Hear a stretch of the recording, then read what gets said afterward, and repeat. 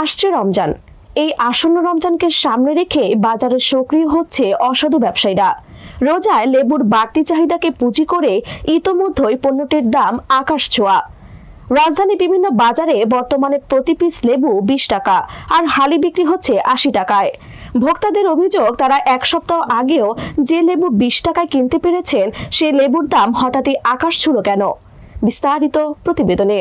শুক্রবার রাজধানীর বিভিন্ন এলাকা ঘুরে দেখা যায় বাজারে বড় ও মাঝারি সাইজের লেবু প্রতি হালি বিক্রি হচ্ছে 80 টাকা দরে।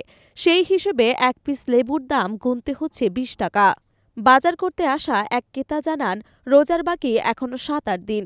এরই মধ্যে ব্যবসায়ীরা লেবুর দাম বাড়িয়ে ফেলেছে। তাও দাম যদি 5 থেকে 10 টাকা বাড়ত, এক লাফে 2 থেকে 3 গুণ বাড়ানো হয়েছে। এক সপ্তাহ আগেও যে লেবু কিনেছি 20 থেকে 30 টাকা হালিতে, আজ দাম চায় 70 থেকে 80 টাকা। বাজারের এখনই যে অবস্থা, রোজা 2-1 দিন আগে কোন পর্যায়ে গিয়ে দাঁড়ায় বুঝতে পারছি না। এদিকে লেবুর দাম বাড়ায় আগের তুলনায় বিক্রি কমেছে বলে জানিয়েছে বিক্রেতারা।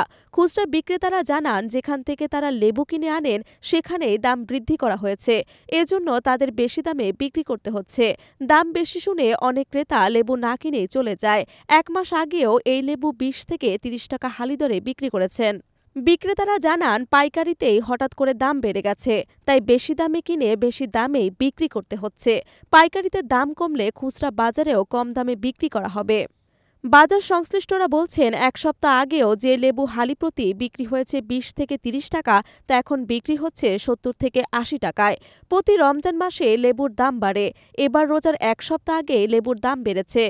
এছাড়াও এখন লেবুর সিজন না হয় দাম বাড়ার কারণ।